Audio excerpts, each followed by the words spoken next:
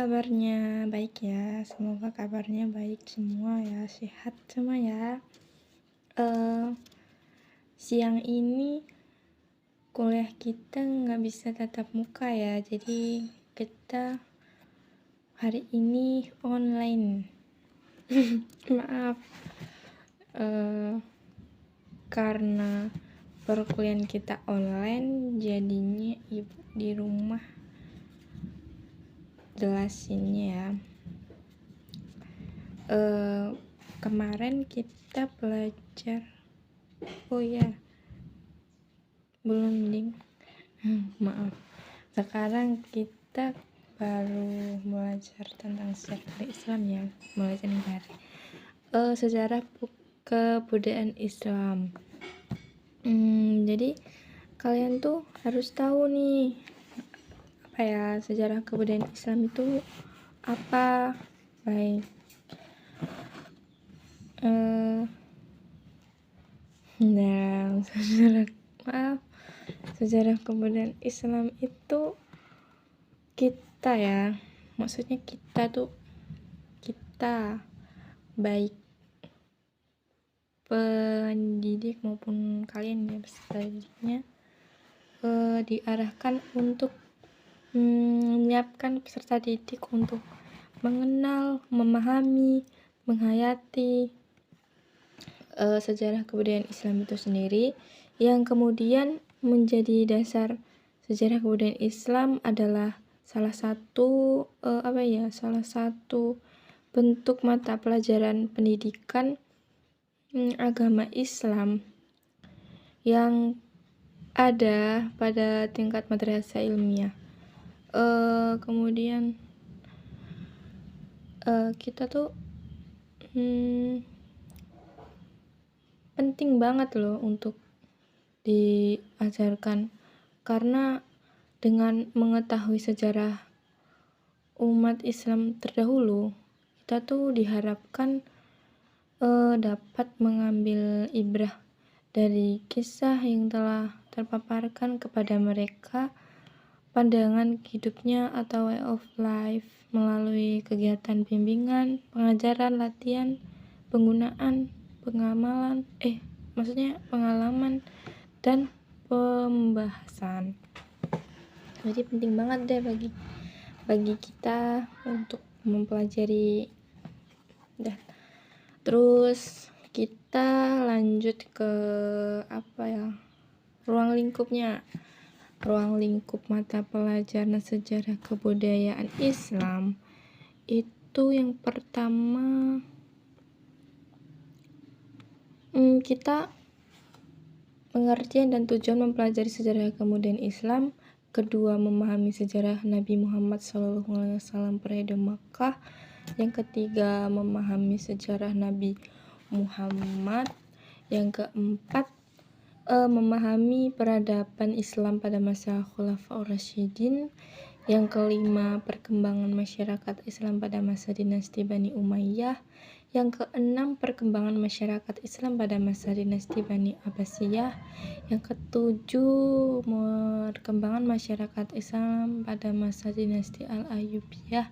Yang kedelapan, memahami perkembangan Islam di Indonesia. Jadi itu ya ruang lingkupnya mata pelajaran sejarah kebudayaan Islam. Kita tuh harus memahami perkembangan dari masa lampau sampai masa ini. Jadi kayak sejarah gitu deh. Pasti kalau sejarah tuh ada peninggalan ya, banyak kayaknya ya. Kemudian kita akan mengetahui, kita harus tahu nih tujuannya apa pembelajaran sejarah kebudayaan Islam itu. Ya, pertama, memberi pengetahuan tentang sejarah kebudayaan Islam kepada anak didik agar mempunyai konsep yang objektif mengenai perspektif sejarah ya. Kemudian yang kedua, mengambil iktibar nilai dan makna. Dan yang ketiga, menanamkan penghayatan dan kemauan yang kuat untuk mengamalkan Islam berdasar cermatan atas fakta sejarah. Kemudian yang keempat, membekali peserta didik untuk membentuk kepribadiannya berdasarkan tokoh teladan sehingga terbentuk kepribadian yang leluhur.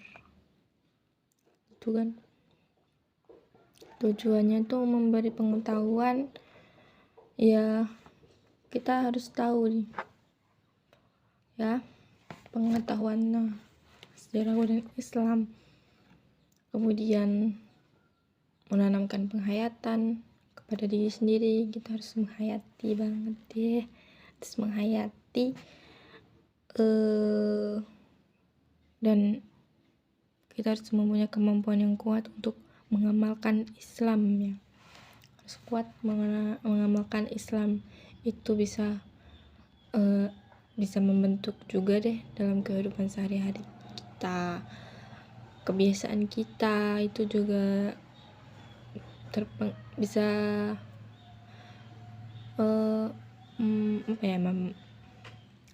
membekali kita gitu loh dalam kehidupan sehari-hari. Iya.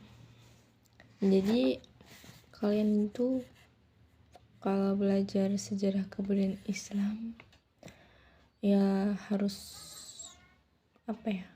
semangat. Ntar kalau kita belajarnya semangat, pasti gampang lah untuk mempelajarinya.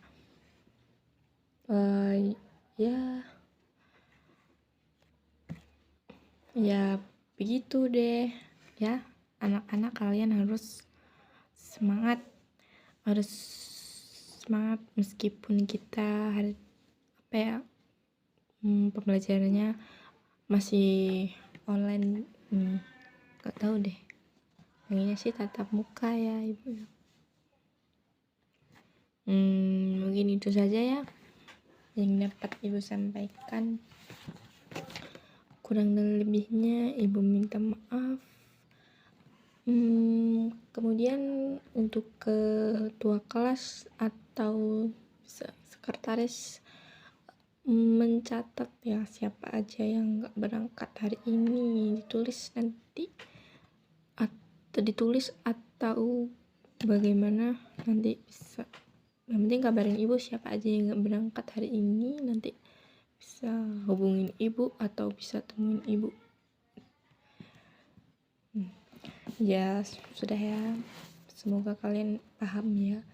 Kalau ada yang kurang paham nanti bisa kalian kirim chatnya di WhatsApp ya. Mungkin itu saja. Assalamualaikum. Ibu akhiri, wassalamualaikum warahmatullahi wabarakatuh.